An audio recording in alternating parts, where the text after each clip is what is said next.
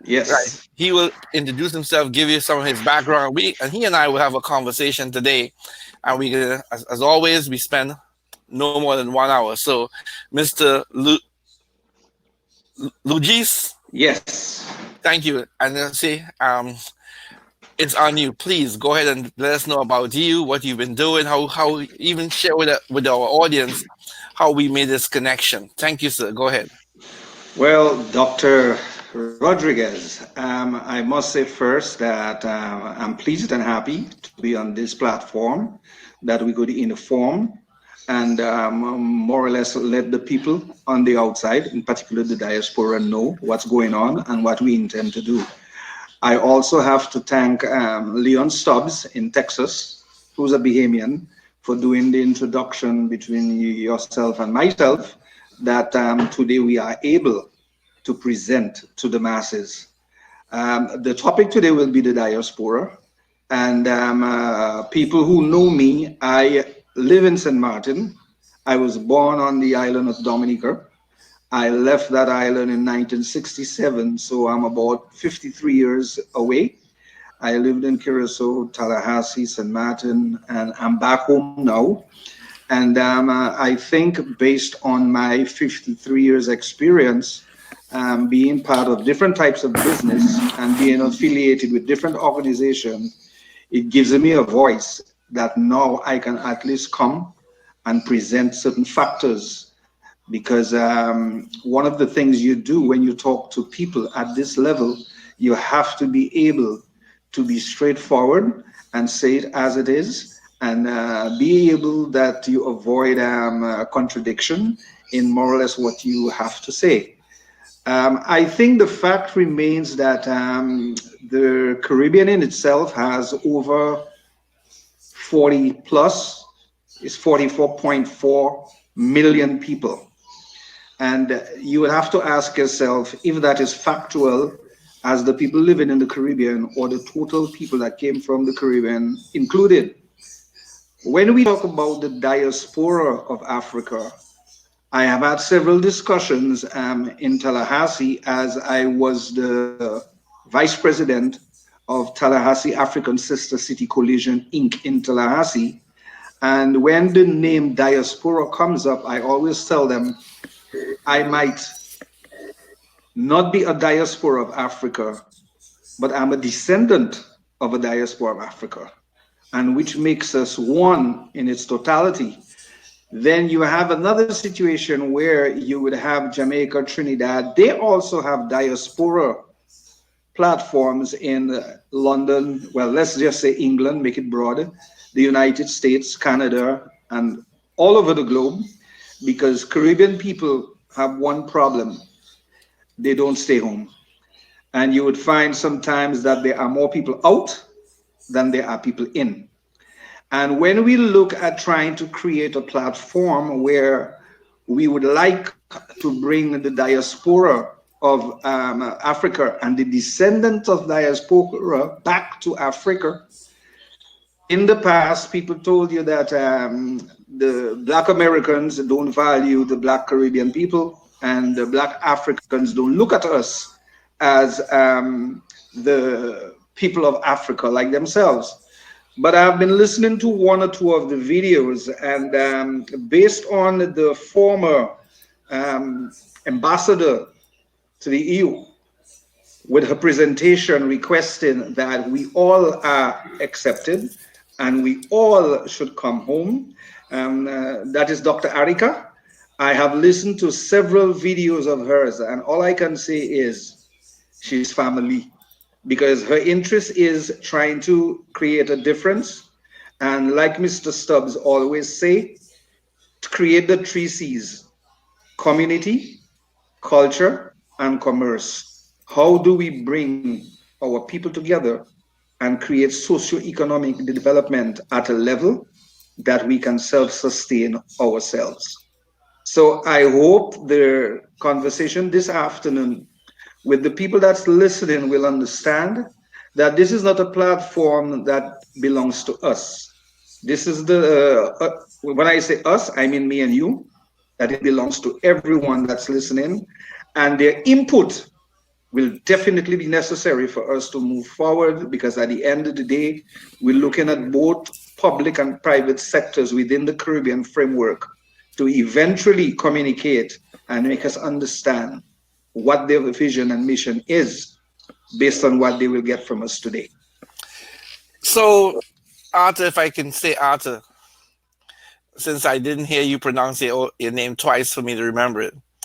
But so, Mr. Arthur, when we speak of the diaspora, you pointed out that the members of Africa many times would consider Black Americans and even anybody who is Black from outside Africa. Many times you have those who consider those persons as different. Yes. You know, but we have to also put that in the context. That was the message that was perpetrated for decades, both in the Caribbean, into Black America and Africa. There were three messages given to create a disconnect. And part of it is, the saying, if you can divide, you can conquer. So by giving the perception, for instance, the United States Information Agency, that was the main perpetrator of this, they will tell the Africans that these Black Americans, they wouldn't care for you, and they will tell Black Americans the same message. So there was and same with the Caribbeans. Matter of fact, I just finished publishing a paper with Dr. Maurice Magnum on the relationship, similarity, and differences between African Americans and Caribbeans. And what we've found out in our research is that when it comes down to the bottom line, there's no difference. Now, we didn't focus on Black people from Nigeria or different parts of Africa. We just looked at Caribbeans. But we also found out when we came with this thing called the assimilation of the continuum of assimilation. In this assimilation process, what happens to persons of color or Black persons of the diaspora when it comes to America? There seems to be a push to become America and sometimes to separate from your roots, Africa, so to speak. But right now, if you look at what's happening right now in our global space, because of the internet, because of the ability to travel, because of information provided us, I think our definition, our real definition, the definition we are living out, not just the written definition, like what you said to me 3 months ago or 4 months ago when we met. You said to me you wanted to get really clear the definition of the diaspora to make sure that we're all on the same page, that we are part of the diaspora. It's not your diaspora, my diaspora, but we are all part of that diaspora. And I think, and I did go and do some research, that there were some definitions that some persons was only seen as a diaspora, persons who had left the continent Africa itself, and they were leaving out Caribbeans, they were leaving out many Black Americans. But as you said, Dr. Arikana Shembori Ko said very eloquently, we are one. Like she says, if you take Trinidadian, a Tobagonian, a Jamaican, a Haitian, someone from different parts of Africa, and cause us to walk down any street, they don't see those countries. They see a Black person, and that's kind of the singularity. So, but let me ask you this question: do you think the Caribbean as a whole is connected and connected with what is happening globally in respect to Africa, in respect to the what has happened historically, what's happening right now? Do you think the Caribbean is connected? Let me preface this with just one statement. And we do know, just 3 months, 4 months ago, we do know the president or the prime minister of Trinidad and Tobago, he was in Ghana for the coming home celebration. So we know he as an individual was there, but do you think the islands as a whole, this One Africa movement is being transcended across the Caribbean? Well, basically, I would tell you, if we rewind the video to 20, 25 years ago, no. But presently, because of the internet, because of the ability to communicate at all levels, if you remember Many years ago, when they talked about Africa, they show you a little black child with a lot of flies all over her face, and how hungry she was, how skinny she was. And that is what we were shown. And in school, they never taught us about Africa in school. So when you look at the present situation now, that we can self-educate ourselves, it's not just what we learn in school, but we could self-educate ourselves. You look at Africa, that when you look at Ghana, Kenya, you look at Sierra Leone, you look at Zimbabwe, and you realize that they have top-notch buildings, top-notch streets, top-notch businesses. You say, but wait a minute, is this Africa?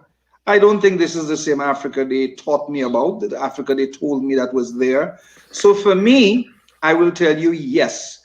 I will also indicate to you that my older sister, she was able to be married to Haile Selassie grandson, and she has 2 kids with him. So it means we move around the globe and things happen. And even now, we are in a better position for us to move from point A to point B. I have a lot of affiliations in Africa, and just in March, I was supposed to fly to Liberia because we were supposed to develop a $90 million prison in Nigeria.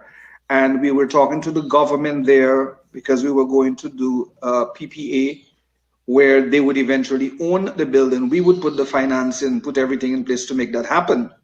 20 years ago, you would tell me about going to Africa. I would tell you, where's Africa? I mean, Africa? I only know Africa as the continent it is, but not enough information. But since I have internet, I have been downloading many factors about Africa, the population, the division, the wars, the negative, the positive, you name it, I have done it. So I'm more aware now of what Africa is. And when you look at Pan-Africanism, Africa should be on the verge of being the leader of the world. It have all the resources to be. When you look at what Europe has been doing to Africa, it loses about 500 million pounds, guilders, dollars, whatever you want to call it, to Europe. And that has to stop.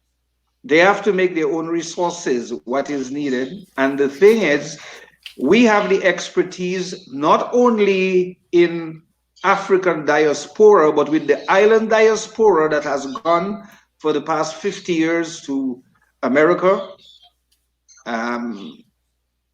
Europe, and have learned. We have scientists, lawyers, doctors, you name it, we have got it. So we can come together now as a nation. So do you think there are sufficient or existing platforms that's allowing us to make those connections as a collectively, or do you think they're just being made individually? For instance, you said you looked at lots of videos, and I see literally hundreds of videos out there.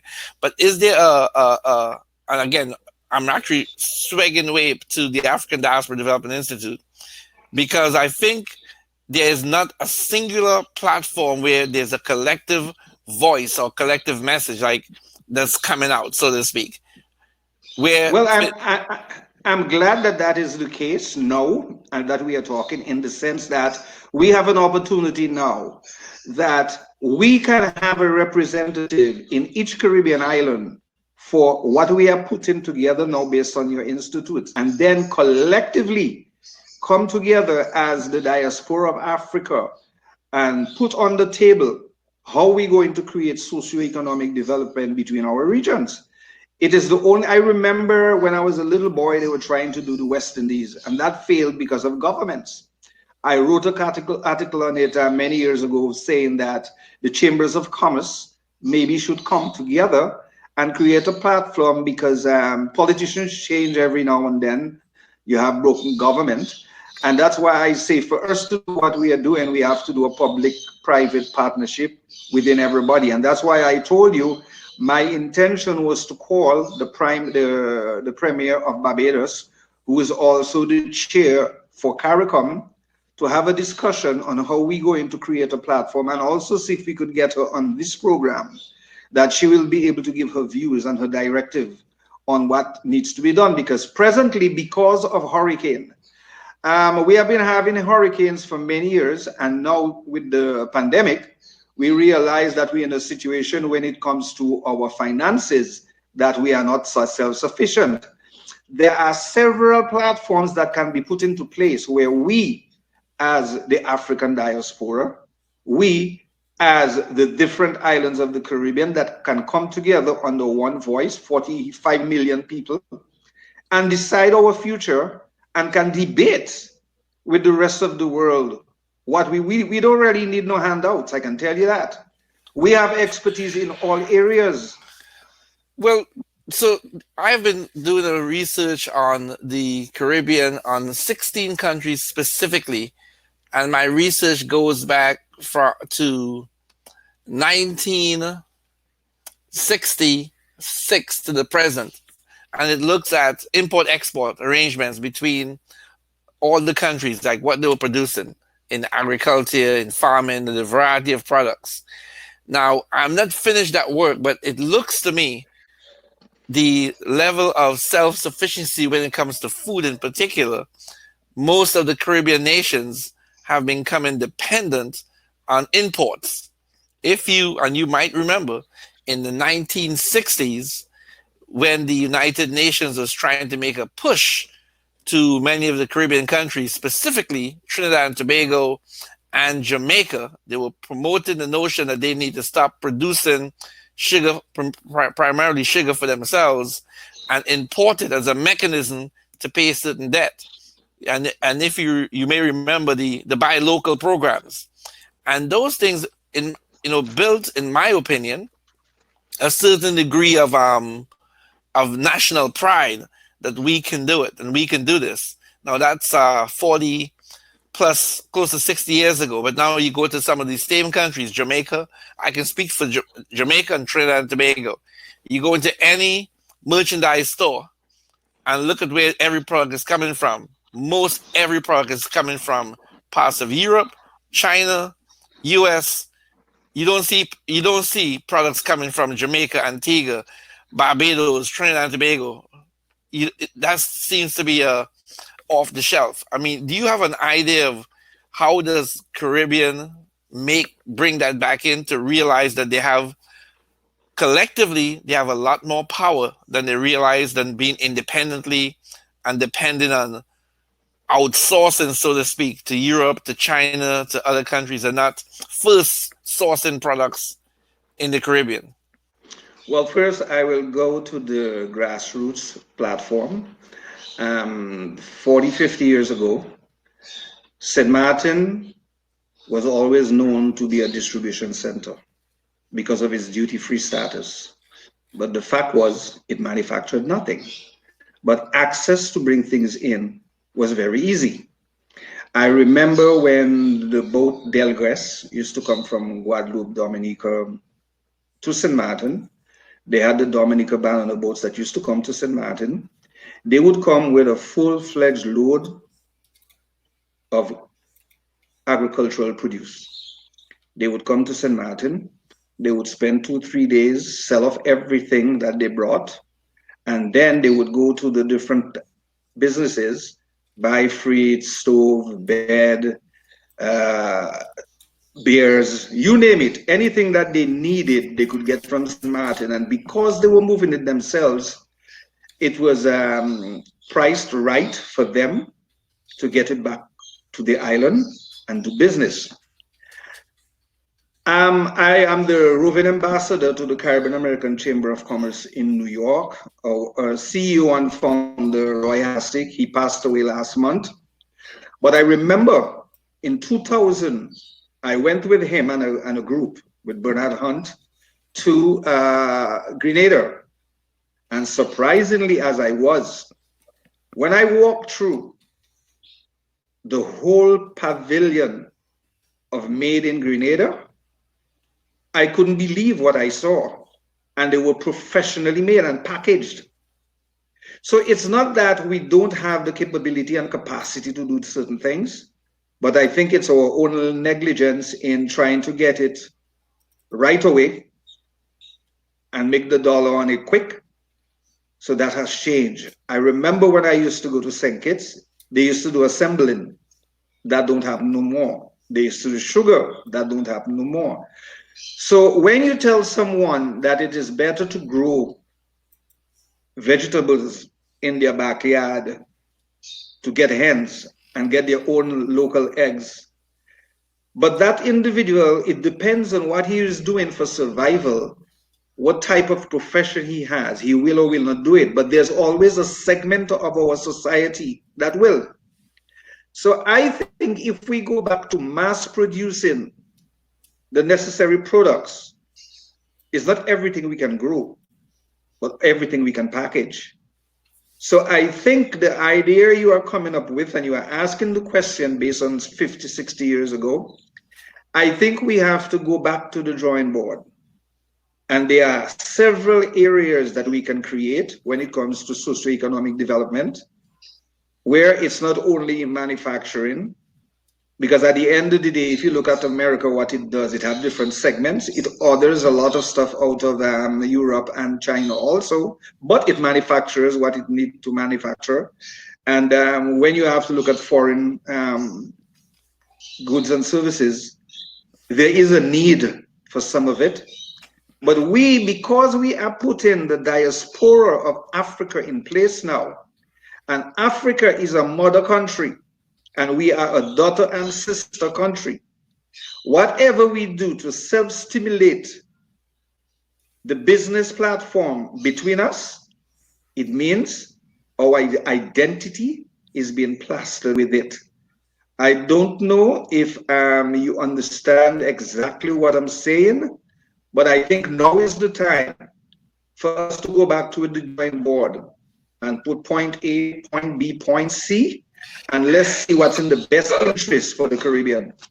But do you think that, and along that line, the the the import export differences that's taking place globally, for instance, now a lot of the global change that took place in import export and the emphasis of China came down to the cost of a widget, basically the cost of labor. Yes, But then yes, when you put the cost of labor into that discussion, also you put in the impact on the environment. For instance, to ship products from China to the Caribbean or to the US, we are talking close to 9,000 miles. And you're crossing several nations and you're crossing to get here, right? Now, mm-hmm. do you think this COVID-19 that we are experiencing right now might be like an opportunity for us to, like you said, get back to the drawing board, where we probably can go back to the drawing board and, for instance, do a capacity analysis of every Caribbean country and see what are the products, the materials, what are the things that you can bring to bear, and you do it for every country. And before you start just trading and exporting based on just the dollar, because generally, if you're getting a cheap product from a next location, that means that you're likely exploiting somebody else. Somebody's being exploited for our benefit. I mean, do you think this is a time where we may have to relook? I mean, not just go back to the drawing board on import export, but go back to the drawing board on justice, liberty, equity, environmental sustainability, and all of those other elements at the same time. I mean, is COVID-19, this pandemic that's global, possibly an opportunity for us to begin looking globally? And I want to say looking globally, we look introspectively, say the Caribbean. USA have to look at itself right now. Africa can begin looking at itself. China, India, all these mega geopolitical groups look at themselves and probably do some rethinking. I saw an article this morning. It was it was a piece on LinkedIn. Somebody was saying that Africa has 17% of the world population, but they only have 2% of the cases with coronavirus. And it almost seems as though the persons who were commenting back and forth were like upset that Africa didn't have a higher percentage recorded of coronavirus. And then someone says, well, Africa is so poor the people have different culturalization and they don't travel, so that might be the reason. Then the next person said, well, no, they think they have a much higher numbers, just there is no one's giving the right report. And then I chimed in and said, well, I just hope someone doesn't jump on the bandwagon and go and find out for themselves and take some virus over there to change the dynamics. You know, I mean, I was punning, but the point is, right now, I think in the global space, I think there's an opportunity to do as you said, persons back up and relook at what we do and how we do it.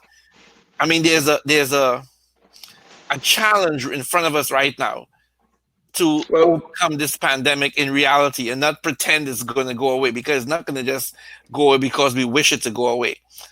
If you remember, in the 1962, 61, 62, 63, most of the Caribbean was going through a similar pandemic, measles, mumps. There was the next one, malaria before. But if I remember very clearly, when the entire nation of Trinidad and Tobago, under the guidance of the Red Cross, while we waited for a vaccine, and then they eventually vaccinated the entire country. And some of us from the Caribbean might remember it, because if you look at most Caribbeans, right in their shoulder, right in the section right here, you'll see the little mark of our vaccine, where we got our vaccine. I'm not sure if you have one of those. I have one. You have one of those also? Yes. Right. I mean, you don't find that, but we have been through this, and this takes cooperation. So when you speak of getting to the drawing board, how does CARICOM, because this talk we're having today is something I want to really continue again, but focus on CARICOM and the Caribbean. How does CARICOM become an influential body truly on behalf of all of the Caribbean? So when CARICOM speaks, we know it's speaking for the whole of Caribbean, on behalf of the Caribbean diaspora, on behalf of connecting back to where we came from in Africa, on behalf of where some of us are in the United States of America. And before you answer, let me close this way. The Ambassador Arikana Shimbori has indicated, and I firmly believe this, if the diaspora is united as the diaspora, when the diaspora speaks on behalf of the most wealthy nation in the world by materials and minerals, is Africa, it might take us first to make sure we are clear and we are unified. So when we say France, when we say Belgium, enough is enough, they have to stop and listen, because our influence is such in the Western Hemisphere, we can cause change in Africa. And there's a historical example of that with apartheid. When apartheid came to an end, is because the West decided and the diaspora decided, no, this can't continue. And that's when, what was his name? Voltaire? Government was overthrown, basically, and came to power was Mandela, which is a different story.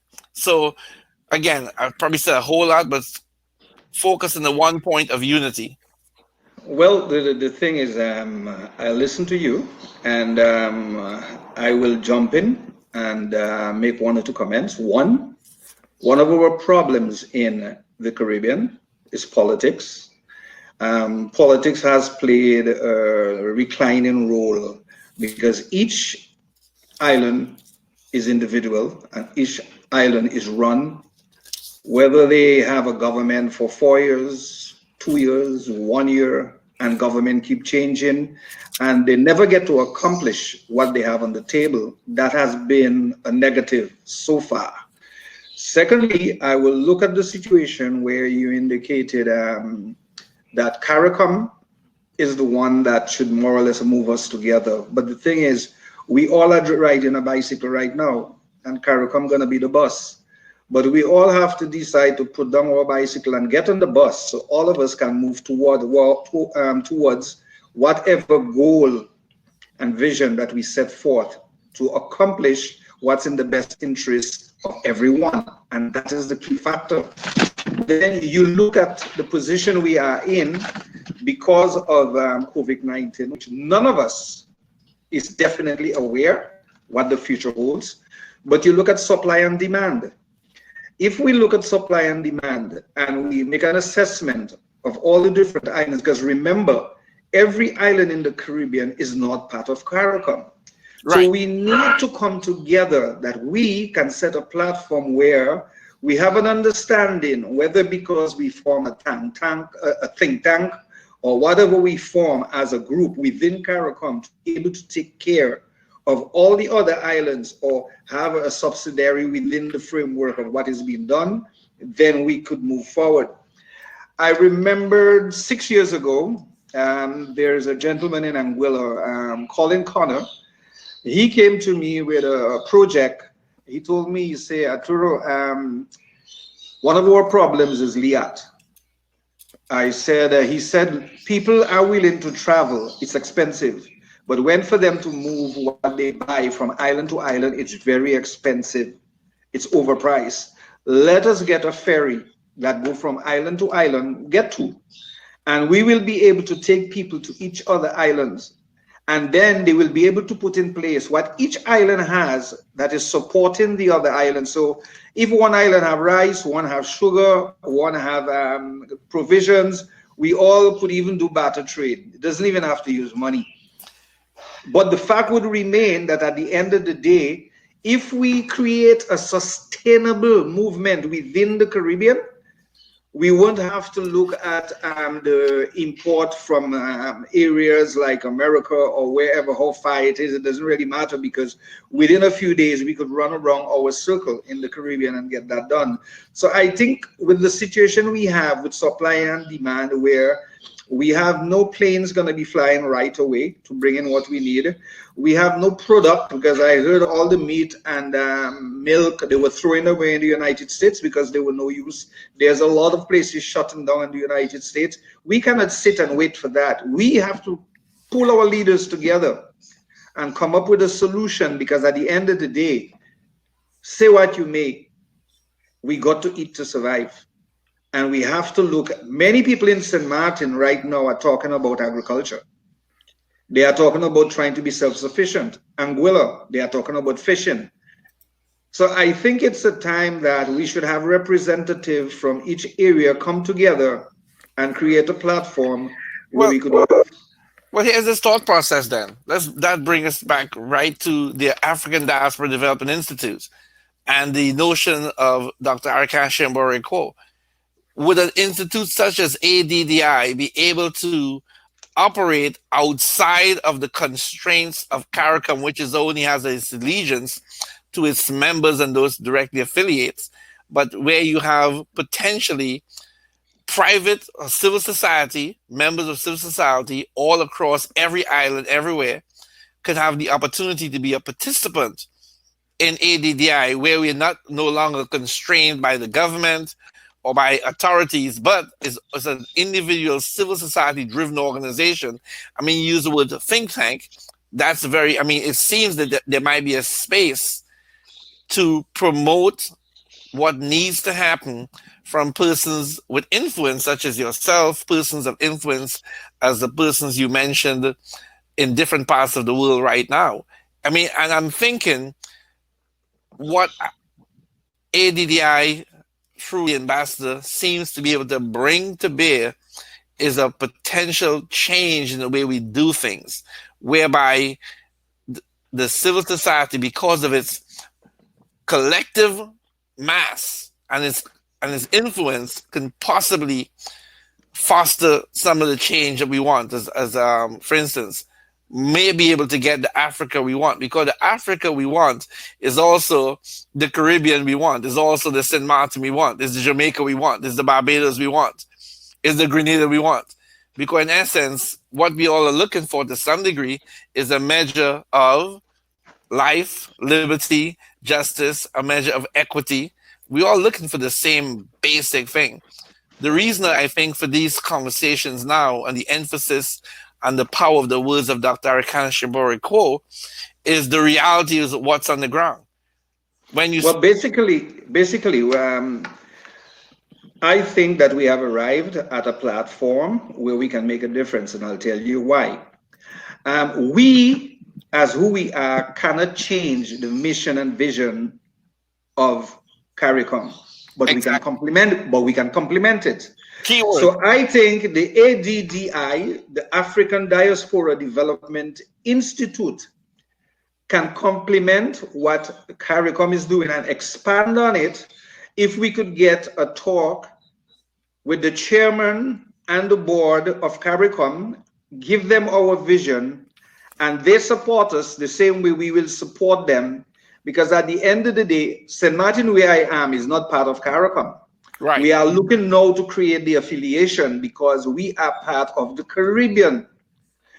Do you want to include us or do you want us to look elsewhere? And another thing I always say, the French side is part of France, the Dutch side is part of Holland. Now, you have your mother and your father, and you want to leave their home, and you sit down and you tell your mother and father, look, I'm going to buy my own car, I'm going to get my own job, I'm going to open my own account, so I will not be dependent on you all. Are you all going to support me? The answer will be yes. But if you tell them you live in their house and you're going to come back to look for their car, you're going to come back to eat, you're going to come back to look for money, I don't think it's a plus. So I think we all have to plan and prepare by going back to the drawing board and coming up with the positive pros and cons that can make a positive difference for our future. Because, Dr. Rodriguez, me and you are sitting here talking today, the 16th of May. We haven't been told by God how much longer He has given us on this earth. Our job is to do what's necessary to create a legacy for our future generation to move what we are planning now forward, that in the next 20, 30, 40 years when we are not around, we will be able to see while we're up in heaven, wow, things is being done. You laugh. Oh, so you're not going to heaven. That's okay. I'm going to heaven. So you don't have to worry about that. No. Listen, forgive me. You laugh at, or you mean you're not going to die? No, Which one? the way you interjected it, I wasn't expecting it. You caught me off guard, and the wow is what really got me. But listen, please understand and know, I have fully believe that I have no doubt in my mind. I am a born again. Tell everyone when I have my show that I don't apologize for that. I'm a born again believer, has been, but still I operate in a space where my mode of operation falls under the primum non nocere. After all, do no harm. So I'm able to operate with persons of every race, every creed, every gender, every nationality, and not compromise my belief, but also at the same time, I don't have the need to force them to do something different also. So please know, I understand that principle very well. But I also believe what you said. Well, I was talking about me. I rather live my life knowing that there is a God and die and find out that there is no God than live my life that thinking that there is no God and die and find out that there is a God. But in the meantime, I'm going to try to pull all the people with me to go to the promised land. That's all I'm saying. No, again, and I think you have a right to do so. I am not against any nationality, race, creed. I'm not against anything. And that's why I tell people, a lot of people complain about WhatsApp, the amount of fake news, negative and positive. I tell them, look, I take everything with a grain of salt, and what I think is in my best interest, I keep it. What I think is not, I dump it. But I'm not making noise with it. Why did you send me this? I'm not into that, because at the end of the day, we are now presenting something and maybe everybody is not seeing it the way we see it, or they have some way of complementing what we're doing. Because when you go to a concert and there is someone on the stage and you have 50,000 people in the audience, a few of them in the audience could sing better than the person on the stage. So we sometimes have to understand that, and people should understand that we are open for them to complement in any given way they can when it comes to ADDI. We are looking to create a positive movement, and we are looking to not make people feel that we know it all. That's not the case. That's not the way. And I realize that in you also, because I have a few people that I think sometimes they are listening to us and they would like the opportunity to be able to present or to be part of what we are doing. Because I always make that statement, no one man is an island. I don't think I know everything. And that's why sometimes I like to call people name when I'm doing things so they know that I am here today because of them, because they have contributed to me. So I am contributing to the rest. I have people like Leon Stubbs, Donald Hughes, Bernard Hunt, Andy Ingram, Alvin Obesi, Maxut, and I will stay at Maxut. Maxut is someone that has been able to set up companies in every Caribbean island. And if we have to do anything when it comes to bringing people together, both public and private sector, I think he's a key person that can do that. So those are the people that have given me the opportunity to be able to reach where I am today.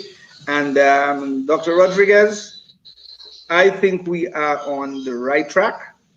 I think we will make a difference in society. And when you look at what we are doing, we have other programs to put in place because we are also creating the leverage to be able to finance any type of project, no matter what the size, that we will bring to the table. Because at the end of the day, most people looking at us saying, look at these two poor guys, they're talking, but where's the money? Where's the beef? We do have Interesting.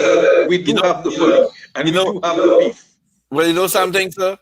I think the model that's being built with I think it's ADDI is actually a shift in how things get done. What ADI is saying is that the civil society can come together collectively, and because of sheer numbers, it can create certain things to happen, create certain changes. And I firmly believe the knowing you and you being in the Caribbean, having the various connections in the Caribbean, the strength of ADDI will come from the ability to organize in these various spaces, organize in St. Martin, organize in Caracu, Aruba, to organize in all the variety of islands, not just islands that are with CARICOM. No, and What we have connections there, so that That's can my be point. done. So I think these places just give you a spatial reference, so you know what you have a place to measure. So, for instance, we are hoping to have this African, which we mentioned to you. We still haven't set the date because we have not met as a team. But I mentioned it to you, so I'll mention it publicly. The notion of an a global African digital party, I think is what we said, whereby we open up the airwaves over a period of how many hours and give many different people the opportunity to come in and state where they are. What we are thinking? Here's what we are doing. Here's what we like to see get done. Of course, I mean it's a hopefully we plan to have lots of music from wherever and whomever wants to bring that music in. We've put together a small team. Once we have met, if we can agree to a date and a time, we hope this will come to fruition. Now let's speak of the Before you speak of hold your thought. When it comes to marketing and promotion, when it comes to entertainment, when it comes to music, when it comes to video, when it comes to radio, when it comes to marketing and promotion, we already have all of that in place to move forward. That is the business I did in the past, so that is not a problem. When it comes to IT, like I told you before, I visited the United Nations when the Caribbean was there presenting the digital divide. It didn't work because Trinidad, Barbados, and Jamaica wanted to be the main focus for the head office. And what I year told was them, that? I think that was in 2000. I have it on the internet. I'll send it to you. Please. And then what happened is I stood up and I told them, I said, look, St. Martin is a neutral ground. Why don't you all let us handle that Yeah, platform? that They makes all sense. agreed. They all Okay. agreed, but nothing happened. You know, we are diverging slightly, but you remember back in the early days of Dr. Eric Williams. Yes. If you remember now, the notion of having a united Caribbean began during the years of great many countries getting independence. Yes. If you remember that now, and you remember now, They started the West Indies and then they right? went to the independent countries. I But if you remember. remember now, a lot of people doesn't know it. But this is part of cultural history. The Prime Minister of Trinidad and Tobago, Prime Minister of Barbados, Jamaica, Prime Minister of Jamaica, Grenada, and I think was it Antigua. It was like five. It was he called like the United Nations called them like the Big Five in the Caribbean. Yes. When there was agreement that they was going to sign and there was going to be one country, I mean, a Caribbean economic market, so to speak. Do you know what happened? You know, some people don't know what happened, but who walked off the table? But who decided not to join the table? You know, a lot of people doesn't. You know, if you know in a little cultural history with Trinidad and Jamaica, the Prime Minister of Jamaica decided not to sign and walked away. It is said, if you read the memoirs of Dr. Eric Williams, he said that was the worst thing that ever happened in his life. Do you know he said he was never the same person because he was so sure that he had helped the Caribbean build a certain powerhouse base. This was in the 1960s now. We're not talking 70s or 80s. This was in the 60s. Do you know, I heard Professor Lumumba, and I felt, forgive me if I shouldn't feel it, but I felt a certain degree of sovereign pride for my country when Professor Lumumba pointed out the Pan-African movement and the solidifying the movement was promoted, which I never knew this, by Dr. Eric Williams as a young person while he was in England. Never knew this. I never knew that. That I read, there was a story that was written when Bob Marley was able to bring the two leaders' hands together on stage and unite them, because they said a unification of Jamaica might bring a unification for the Caribbean. So they were very proud of that, and they give indication of where he started and how things was. But history sometimes can repeat itself.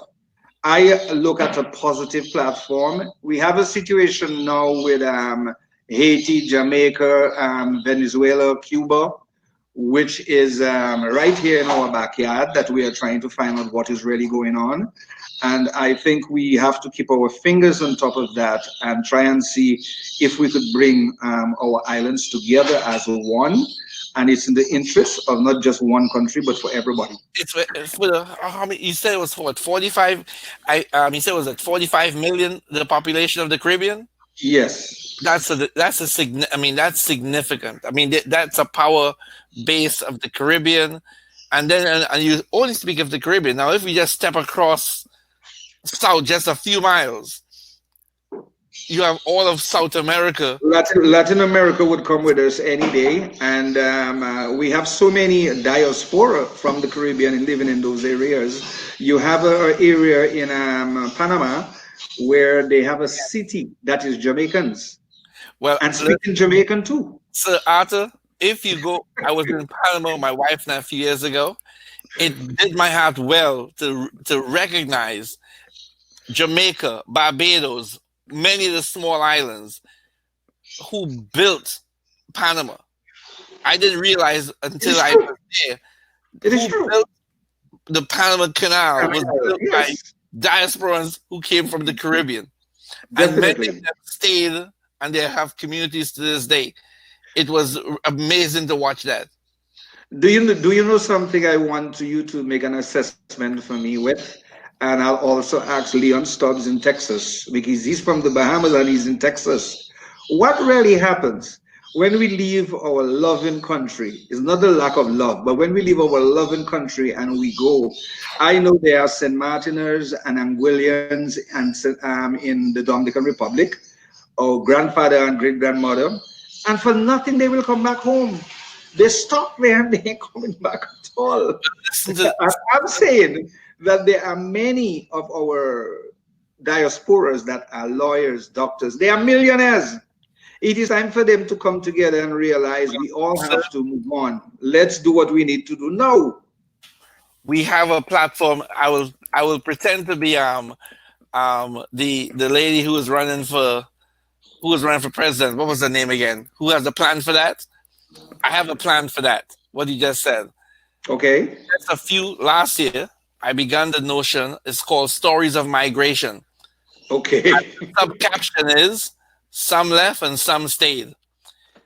It's a whole journal article, a journal form to allow stories of migration to come from everywhere, from persons who can tell the story verbally. We can catch them on here in a platform like this.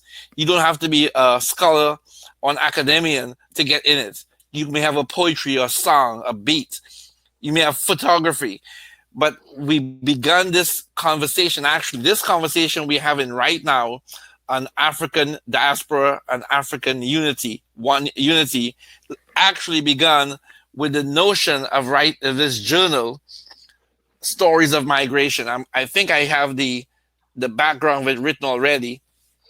And what caught me in it, I was listening to a young lady speak of having a Jamaican father and a Trinidadian mother and how her life was growing up. And she tells this most compelling story of the divide. And I actually reached out to her and I shared with her, I said, I would love you to be part of this journal. She actually responded to me. She says, because I said, I would love you to be an editor so you can read some of these stories and help me put this thing together. So this is not so interesting enough, Mr. Lugisse.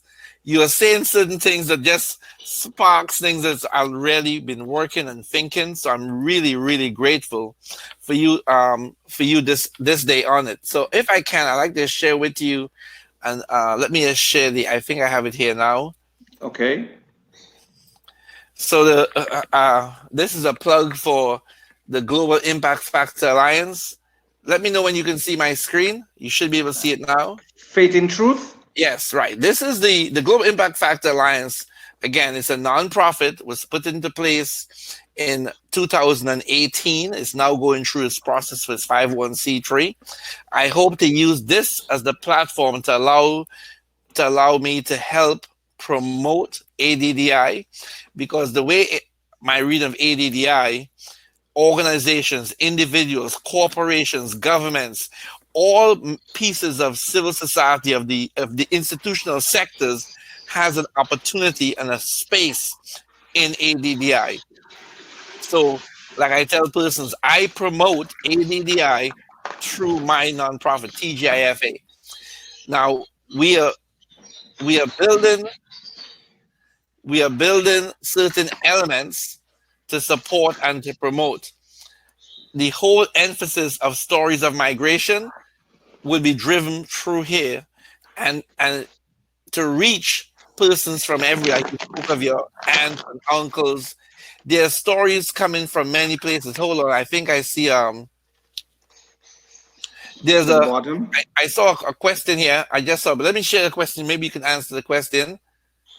It says from Andy Ingram, how do we create an economic model to support the diaspora? Why not let's make that the only question we've taken and respond, and we'll probably close soon after you respond. Well, the thing is, I have no reason not to respond to Andy Ingram. He is also a mentor. He is what I consider a walking encyclopedia. Okay. He is one of the people that I know can make a difference with what we are trying to do. And he asked the question, not because he wants us to tell him. He asked the question because he already know what we should do. So Andy, I am happy that you were able to tune in, and we will try and communicate with you. Andy is trying to put together a platform with the diaspora right now. He is originally from the Bahamas and he lives in the United States, and he does marketing and promotion for different organizations, where he would come to the government, and for the tourism department, he would be able to bring whatever is necessary for them to make a difference with their tourism. So Andy is one of the guys I am going to introduce you to. He is what I consider a Caribbean heavyweight. He's very knowledgeable. And Andy, I just sent him an invite, but we have like 5 minutes. I'm not sure if you have enough time to connect and he can speak on it himself. But that's okay. one part of the capacity I'm really working on, is to get a young person, or not a young, whoever is able, I can afford, who can monitor the back end of our platform, so they can be checking. Remember when we were testing, we saw that space called the moderator space. Yes, Get yes. someone who can monitor there, because that's the person I really need to bring persons in. But listen, The thing is, I think we have a broad platform because we have to look at the political aspect, the economic aspect, the industry and trade, the education, even military protection. Because at the end of the day, it's socioeconomic development, and we cannot just touch one area. We have to look at community, culture, and commerce. How are we going to make a difference for the diaspora?